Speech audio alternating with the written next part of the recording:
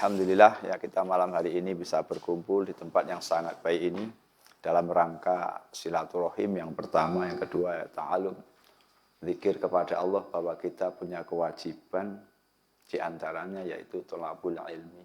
Dan sama-sama kita ketahui tholabul ilmi itu faridotun minal mahdi ilal lahdi. Wajib hukumnya mencari ilmu mulai dari lahir sampai kita meninggal dunia. Jadi jangan sampai ada permasalahan karena ngajiku nggih abot nggih. Lahir sampai ninggal itu kewajiban, wajib niku. Ajane sing suwi ngono, sing salat sing gur 10 menit kadang-kadang niate apik waktu takbir kelingan kunci, kelingan utang kan. Jadi menawi kula suwun, menawi mboten enten sing saudara kula jenengan sing kesempatan ada suatu kesempatan enggak budal nggih biasa mawon. Karena mungkin lagi melaksanakan kewajiban lain yaitu mungkin tholabul halal, mencari sesuatu yang halal untuk keluarganya. Mungkin ngeterke bojone sakit apa anake mriyang niku nggih wajib kok. Dadi ampun pripun-pripun nggih. Dadi menawi mboten budal nggih. Ora sasi nek kaya kula niku pengin kula ketika enggak mangkat saiki 2 sampai sebulan lah, 2 bulan lah. Ora saya izin kalau Mas Huri ngono maksud kula. Karena nanti kalau izin kalih kula seolah-olah kula menjadi dampak dadi masalah orang untuk tholabul ilmi. Nek kula mboten enten permasalahan niku. Kanten kula menyadari secara pasti bahwa golek ilmu niku abot karena rentang waktunya niku panjang. Nggih ta? Salat mawon kadang-kadang nggih niku kula angsuli nggih abot. Apalagi tholabul ilmi. Alhamdulillah niki perlu kita syukuri malam hari ini kita bisa berkumpul, mudah-mudahan barokah untuk kita semua. Amin. Untuk keluarga kita. Salawat salam mudah-mudahan senantiasa Allah melimpahkan kepada baginda Rasul Nabi Muhammad sallallahu alaihi wasallam. Sebagai mukadimah, mari kita berwasilah untuk keberkahan kita bersama. Sebagai wujud cinta kita kepada baginda Rasulullah dan cinta kita untuk keluarga-keluarga kita yang sudah mendahului kita karena kita bisa seperti ini tentu atas jasa mereka. Untuk niat baik tersebut, mari kita awali dan kita hadiahkan hadiah Fatihah untuk mereka semua. Ala hadiniyah wa ala kulli niyatin sholihah wa ala sayyidina Muhammad ibni Abdillah wa ala alihi wa sahbihi wa mawalah wa ila man hadara fi hadil majlis wa ahli baitihim Allahumma ighfir lahum warhamhum wa'afin wa'fu anhum syai'ulillah lahumul fatihah. A'udzu billahi minasyaitonir rajim. Bismillahirrahmanirrahim. Alhamdulillahi rabbil alamin. Ar-Rahmanir-Rahim. Maliki yaumiddin. Iyyaka na'budu wa iyyaka nasta'in. Ihdinas siratal mustaqim.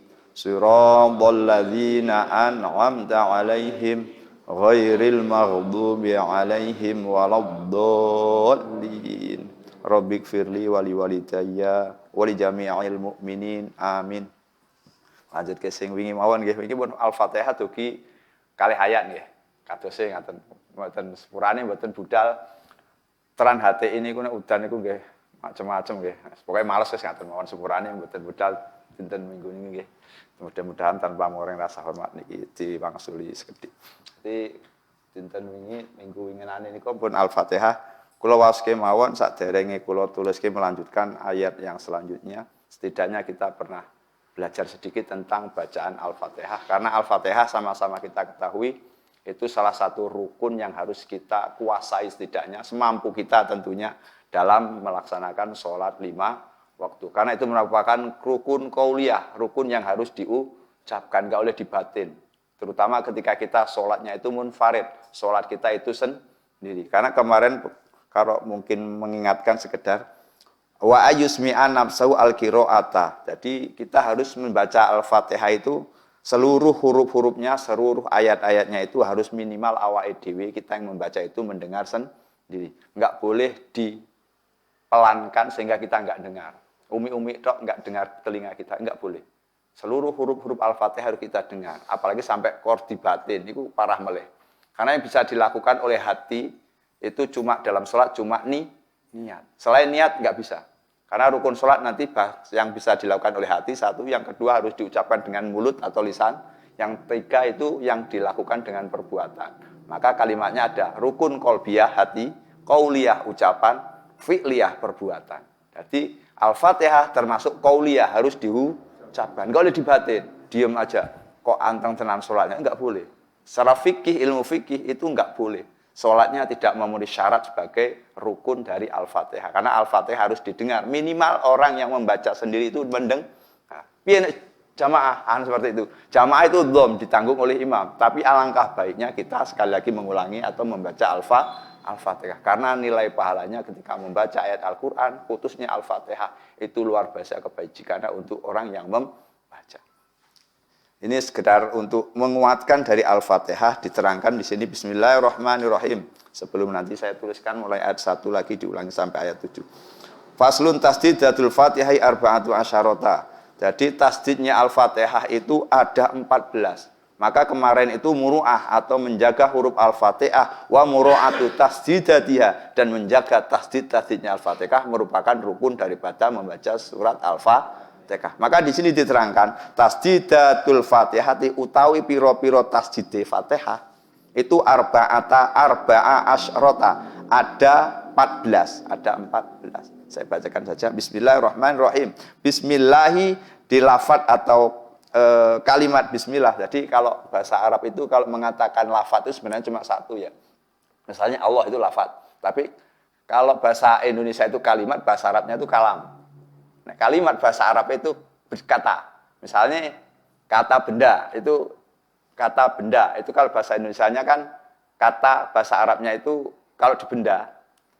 Nek kalam itu kata dalam bahasa Indonesia. Kata benda. Kalam kalimat benda. Nah, seperti itu. Jadi maksudnya seperti ini. Kalau kalam itu kalimat saya pergi ke pasar itu kalam. Kalau bahasa Indonesianya kalimat. Tapi kalau dia itu dikatakan kalimat itu dalam bahasa Indonesia itu kata. Maka kata benda kalimat isim, kata kerja kalimat fi'il, seperti itu. Jadi nanti biar kita mengerti bahwa yang dinamakan kalam itu adalah kalimat sempurna, istilah Indonesia itu kalimat, kan seperti itu. Bismillahirrahmanirrahim. Bismillahi, kalam bismillahi itu lafadz bismillahi boleh dikatakan seperti itu. Fauqal lami, tasdidnya Al-Fatihah ada pada huruf lam. Jadi Allahi, bismillahi, satu di situ. Ar-Rahmani, dalam lafadz Ar-Rahmani itu fauqor ro'i, ada di atas huruf ro. Mungkin itu mafhum, nanti kita terangkan di belakang saja, langsung saja. Bismillahirrahmanirrahim. Ar-Rahimi, kemudian di lafadz Ar-Rahimi tasdidnya itu ada di huruf ro. Fauqor ro'i. Alhamdulillahi, dalam lafadz alhamdulillahi tasdidnya itu fauqol lami, ada di atas huruf lam. Al-jalalah, yaitu lam jalalah. Rabbil alamin fauqol ba'i. Pada lafadz Rabbil alamin itu tasdidnya ada di huruf ba. Ar-Rahmani, pada lafadz Ar-Rahmani fauqor ro'i cuma ada di atas lafadz atau huruf ro. Ar-Rahim itu ada di fauqor ro. Pada lafadz Ar-Rahim tasdidnya Al-Fatihah itu ada di huruf ro. Maliki yaumiddin, dalam kalam Maliki yaumiddin itu fauqod dali cuma ada di atas hurufnya huruf dal. Iyyaka na'budu, ketika ada pada lafadz iyyaka na'budu itu fauqol ya'i, ada di atas huruf ya. Wa iyyaka nasta'inu, dan pada lafadz iyyaka nasta'inu fauqol ya'i, ada di atas huruf ya. Ihdinas siratal mustaqima, pada lafadz ihdinas siratal mustaqima itu fauqos shadi, ada di atasnya huruf shad. Siratal ladzi, pada lafadz siratal ladzina fauqol lami, tasdidnya ada di atas huruf lam. An'amta alaihim ghairil maghdubi alaihim waladdallin, pada lafadz tersebut tasdidnya ada dua, yaitu fauqad dad wal lam, dan ada di atas huruf dad dan huruf lam. Jadi situ. Jadi kita nanti lebih mengerti mana yang harus ditasdid atau yang tidak. Maka kemarin saya terangkan bacanya enggak oleh bismillah. Terus seolah-olah nyeret huruf hak jadi tasdid. Bismillahirrahmanir, ada nunnya di tasdid, akan menampi Al-Fatihah. Nanti kita tak tulis saja nanti supaya kita tahu jumlah tasdid dalam Al-Fatihah ada 14. Sambil nanti tipis-tipis praktek betul-betul nggih Pak Saron nggih.